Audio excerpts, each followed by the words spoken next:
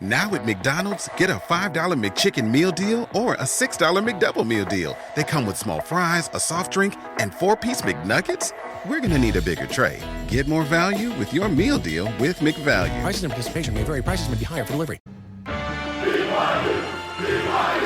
It's Cougar Sports Saturday. Bear inside the 5. Bear into the end zone. It's a touchdown. Cougar Sports Saturday, a presentation of KSL Sports. Rob Wright the third just won it for BYU. BYU Sports Talk by Cougar fans for Cougar fans.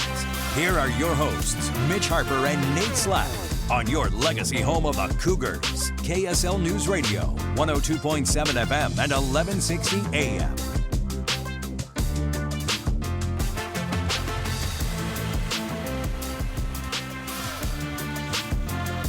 Hour number 3, Cougar Sports Saturday here on KSL News Radio. Nate Slack and Mitch Harper. And Mitch, it's time for one of our favorite segments of the show. Mitch and Nate are drafting everything in the world of BYU sports. It's time for Drafting the Why on Cougar Sports Saturday. And it is. We do like drafting the why here on Cougar Sports Saturday. Every week we have a different topic we're drafting in the world of BYU sports. This week, it's kind of a deep cut, really focused on the opinion side in this draft. BYU football fall camp superstars of the past. Okay, and you can take this whatever direction you want.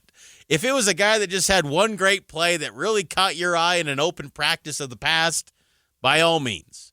This could be someone that wasn't a star in any game, but just someone that was balling in fall camp practices, and you were, as a fan, like, I can't wait to see this guy, or as a media member, like, oh, you stuck your name out there and attached it to that guy, and then maybe it didn't work out, or it did. So what do you think of this topic? I like it because there's a lot of different directions to go. And what I like about it, too, is on my list that I got my big board ready. Okay. My big board is I don't go one direction the entire way. So sometimes it's like guy was a flash in the pan. Other times it's like, oh, man, this guy's going to be a dog. And I'm going to be starting out today. Okay. I get the first overall pick. I'm throwing it back to 2004. So this was a fun season. What I miss is when they would let the kids go on the field. So when I was a kid, they let me go on the field. I'm participating in drills with the players, and Todd Watkins is showing me how to shake and bake some defenders. Todd Watkins, 2004 is my number 1 pick.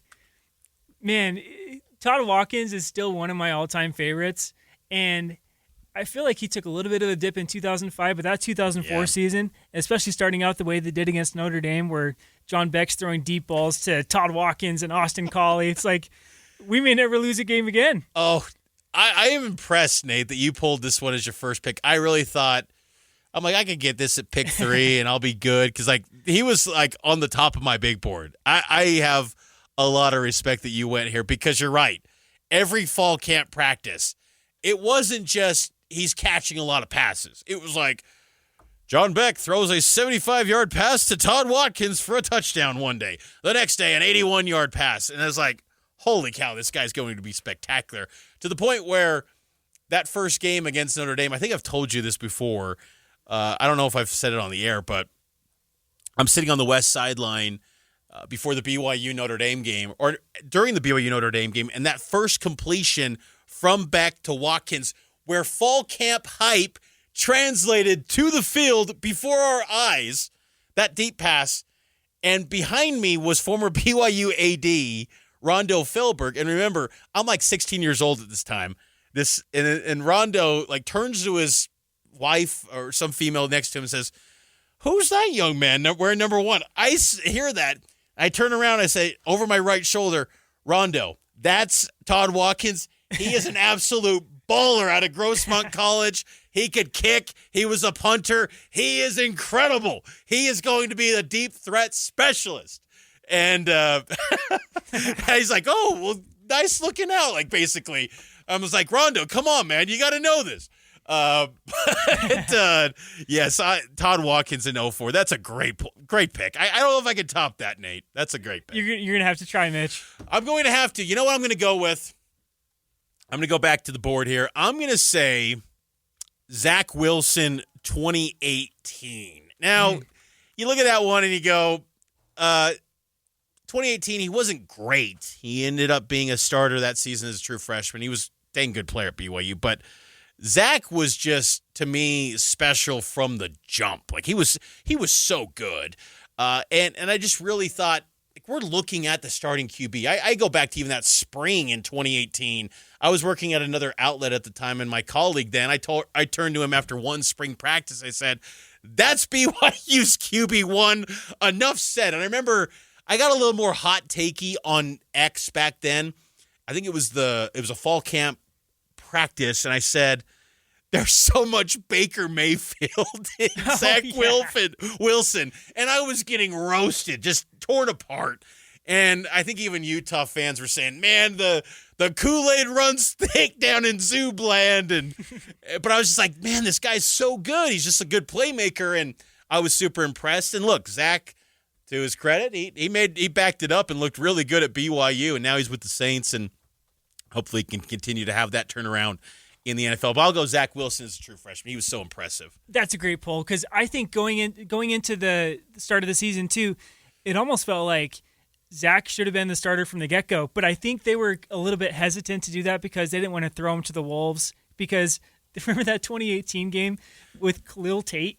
And he was just the rave, and everybody. He was on Sports Illustrated cover. Yeah, he was going to win the Heisman. He's going to win the Heisman. So that was game one, was at Arizona, and then BYU had Cal, and then at number 6 Wisconsin at Camp Randall. So it was like you couldn't really throw out a freshman quarterback through those first 3 games, and so he ends up starting later in the year. But I think it was almost by design that it worked out that way. Yeah, so I'm going to go Zach at my pick. What's your second pick? I like that second pick. I'm going to be going with Matt Bushman in 2020, and that was because I remember in 2019.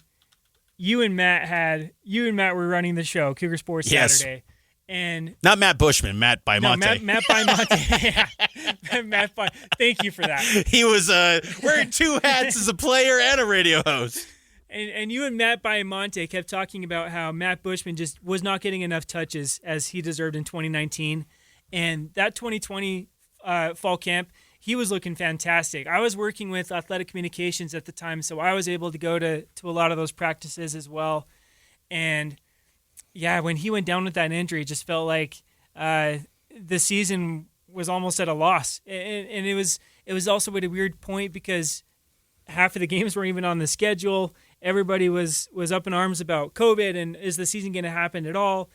And things just felt like it just crumbled for Matt Bushman. But I had to include him on my list. I did have Zach Wilson 2018, so I'm glad you got that one in there. But Matt Bushman 2020 was my number 2 pick. That was a heartbreaking injury in camp, and I always hate those. I think of Ben Archibald in 2001, Russell Tialavea in 2007, just Micah Harper even a few years back. Yes. You hate those injuries. You hate any injury, but like a season ender in fall camp just breaks your heart because I remember with Bushman too, when he announced that he was coming back for the 2020 season. Remember, this was before NIL. This was in that weird time of college sports where it felt like every BYU player with 1 year of eligibility remaining left for the pros to get some sort of money. And Bushman decided to run it back for another year in 2020. And I remember being in the student-athlete building before COVID hit and all of that, and he was just so excited for that year to really level up his game. So Bushman was a heck of a player for BYU. Here's my second pick. I'm going to go with Harvey Unga in 2007. I always look at, you're maybe noticing a theme here with some of my picks, but, breakout guys. Go back to that 2007 season. Curtis Brown, and Curtis has been in the headlines this past week, and our hearts go out to Curtis and his family. They lost their son, 2-year-old son, passed away drowning. That broke my heart seeing that story.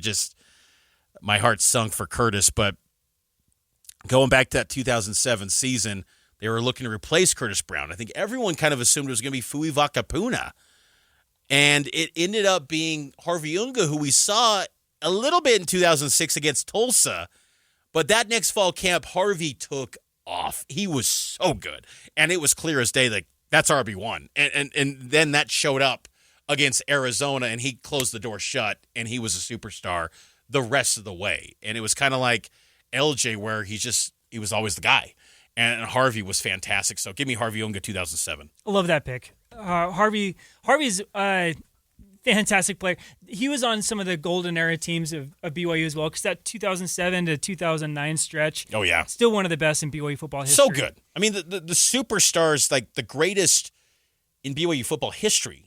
I mean, ever. We're not just talking like that little era. I mean, the best to ever do it. The Harvey's in winningest the quarterback in conversation. BYU history was during that time. Yeah. I'm going to be going with Tyson Williams in 2019. Oh, yeah, that's a good pick. Yeah, he was awesome. So in that season, I was interning for Gregor Bell, and so I'm going to fall camp practices, and I still have a picture on my phone of me standing next to Tyson, and I just look so small. Tyson Williams was so big, and I couldn't believe it. And then after practice, he's taking off his pads, and he was built, Mitch.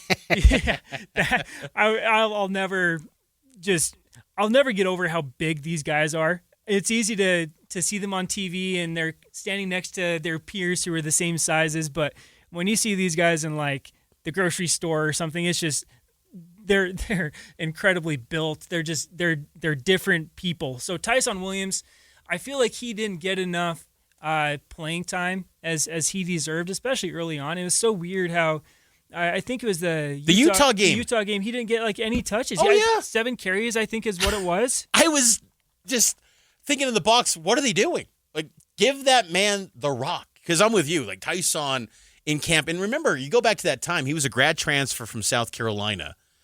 And at that time in 2019, it sounds crazy to say now, considering even in this own show today, in hour 1, we were talking about, hey, go add someone that's in the 5-5 thing and go add him for next week. And just think that's normal. Back then in 2019, it was still kind of foreign territory to add someone new from a transfer perspective and then just assume he's going to impact the team right away. And I think Tyson, his impact was noteworthy because it really made me rethink the impact that transfers can have immediately on a team. And then you added that 1-year waiver. Now there's no waiver needed for transfer players. You can be in a new program and have an impact. And Tyson, that was such a bummer too that he got an injury because he was so good at BYU. He had 7 carries for 45 yards against Utah. He was 6.4 yards per carry, and they gave him the ball 7 times. We got to go through these real quick here. My third pick, I'm going to go with Jonathan Pittman, 1998. As a young kid, I would go to many Lavelle Edwards fall camps. Highlights of my childhood, I will tell you, Nate. I have stories for days of those. But Jonathan Pittman, 1998, if you knew, you knew, and you were there. He was awesome, and of course, he went on to be that great receiver, that 2000 game, the last game for Lavelle, where he had a big catch. So Jonathan Pittman, 1998. My last pick, I'm going to be going with Mike Haig. I can't remember the exact year. Yes. I think 2006. Yes. And there was another year, too. Yes. 2007, I think, is when he switched to the defense. And his safety. Yes, he just completely transformed his body because he was like a little short and stout. He had an 87-yard touchdown run against UNLV. Comes back the next offseason, and he's just chiseled. So Mike Haig is my last pick. Oh, I love that. That's a good pull. I'm going to go with my last one. So the dude that I fell in love with in camp one year was 2022 Isaiah Glasker. And now, look, that sounds like, that was so easy to see back then. But, like, I'm telling you, there was a former player who told me this guy could be the next Kyle Vanoy. And I was like, what? Like, he's awesome. But, like, Kyle Vanoy, now fast forward, Glasker's an absolute beast. So that's my final pick. We'll recap that on the other side. Also, more Cougar Sports Saturday after this. Hear that? That's now Crispy and McCrispy strips meeting Creamy Caesar sauce. Sounds extra crispy. Caesar sauce at McDonald's for a limited time. Ba-da-ba-ba-ba. You know what they say, 4 wheels move the body, but 2 wheels move the soul. poetry, mate. But don't think my motorcycle or my soul will be moving anytime soon. Got a flat tire. Ah, that's all right. You ride with Geico Motorcycle Insurance and got their 24/7 emergency roadside service. They'll get you back on the road. Ah, beautiful saying. You come up with that? It's not a saying. It's a Geico motorcycle policy. Tomato, tomato. It feels good to ride with help. It feels good to Geico. Emergency roadside service is optional coverage. Make game day yours. Tickets, food and drinks, stats, and streaming. Everything you need is in the Utah Mammoth app. Download today and make game night easy. Download on both Android and iPhone. Tusk Top.